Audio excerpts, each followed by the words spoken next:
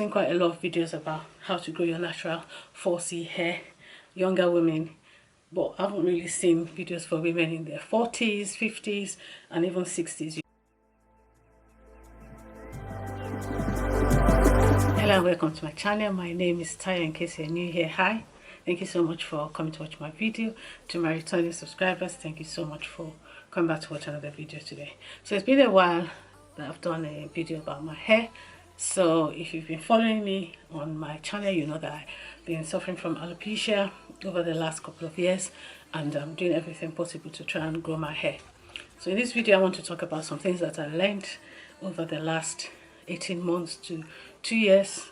I think it's about 2 years now, that I want to share with older women. I've seen quite a lot of videos about how to grow your natural 4C hair, younger women, but I haven't really seen videos for women in their 40s, 50s, and even 60s, you know. So that's why I'm sharing this video now. I just want to tell you some of the mistakes we make and how you can help your hair grow.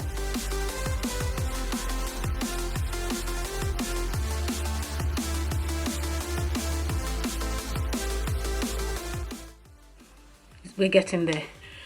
So I'm going to share some of the things I've learned about looking after 4C hair for older women, and hopefully this will help you if you're having hair issues like I am or I was. At least now I know what to do.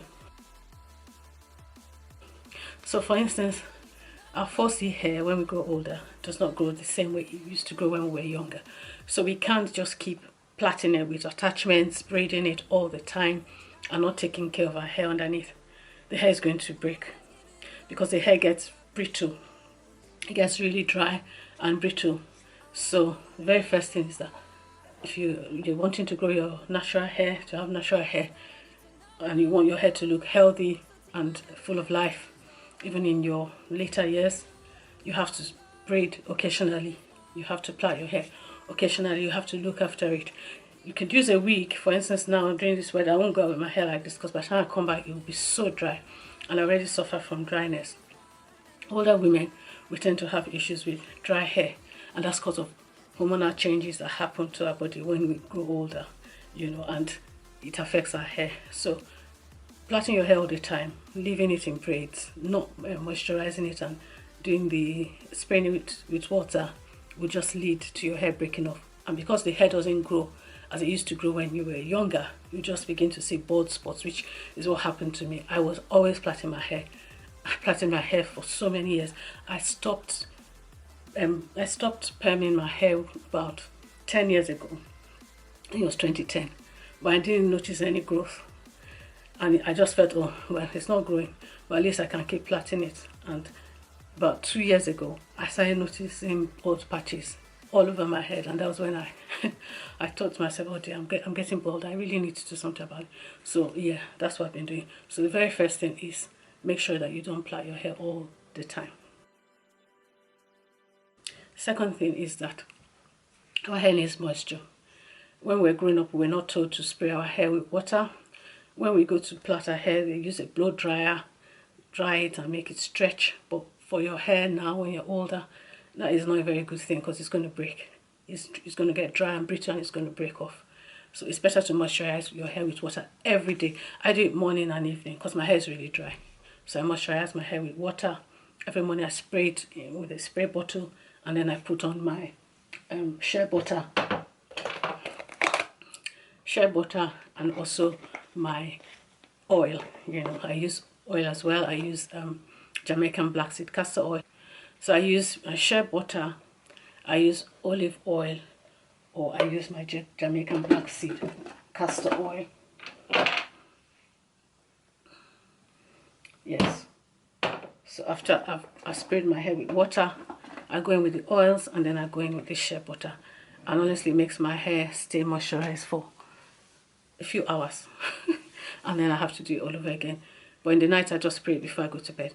So make sure your hair is always moisturized. So that's the second thing. Third thing is when you go to bed at night, your pillow. I used to think people were just being very, very petty when they said that, but it's actually true. You have to tie a silk scarf on your hair, or you use a pillowcase that is satin, because your hair is brittle. it's dry, and then you lie on the bed, it's going to just, each time you turn around at night and all that, your hair is, our hair is very, very, very sensitive. It's very, very delicate and fragile. It just break off. You know, fussy hair is very, very fragile, breaks off easily. So that's what happens. So when you go to bed at night, make sure you use a satin cap, or you sleep on a pillowcase that is satin, not cotton. You know, for me, I try to put on a satin cap, but it comes off in the night when I'm sleeping. So I try to use a satin pillowcase, and then it gives it the same effect. So that's the third thing. The fourth thing is that you need vitamins. You know, you need vitamins, because what happens is that the hair is not a vital organ. So when we eat, all our food and nutrients and everything, except you are eating a balanced diet every day, which I think most people find almost impossible, you know, eating all your nutrients in the right amount. I don't really know if anyone is able to do that. You might be, and that's fine, but if you're not, you need vitamins as a supplement, because what happens is the other organs are vital. So all those nutrients get distributed to those organs, and whatever is left is what gets to the hair. So if there's nothing left, the hair doesn't get anything, and the hair needs vitamins to grow. So you definitely need to make sure you are always taking your vitamins. And I use one. There's one I started using about 2 months ago. It's really good. I've got 3 different types of vitamins that I've used. This one is one of the best that I've used. It's really helped my bald spot. So I really recommend that. I'll put that in the description box. So my final 5th point is that you need to understand your own hair. You know, you can't say because everybody is going to use certain products, you're just going to try and use them yourself. No one else can tell you about your hair the way you can understand your own hair if you take the time to understand it. You know, my hairdresser used to say, oh, I don't comb all the time, that's why my hair is not growing, you know. But plaiting all the time actually made it worse, you know. So I had to find out what the issue was, and now I know I'm not meant to be plaiting my hair all the time. And that has been a tradition that's been passed down over the years, which people think is the way to go, but it's actually not, you know, because depending on your hair, some hair there's some types of fussy hair that can cope with that, but mine can't, especially when you grow older. Remember, this video is targeting older women, not younger women. So yeah, so the very last thing is you need to understand your own hair, know what works for you. Rice water, everybody was using it. Fenugreek, everybody was using it. It didn't work for me. It made my hair drier. And since I was already battling with dryness, I didn't want to start adding anything that would cause more dryness.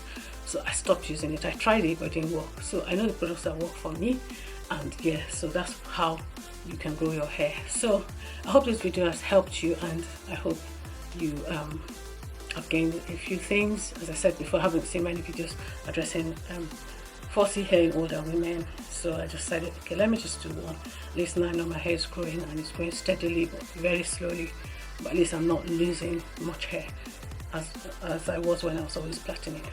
So guys, thank you so much for watching. I hope you got something from this video, and I have another video that people are watching. It's about alopecia.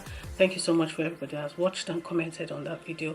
I'll put that in the description box as well so that you can watch it, and I hope to see you in my next one. Bye guys.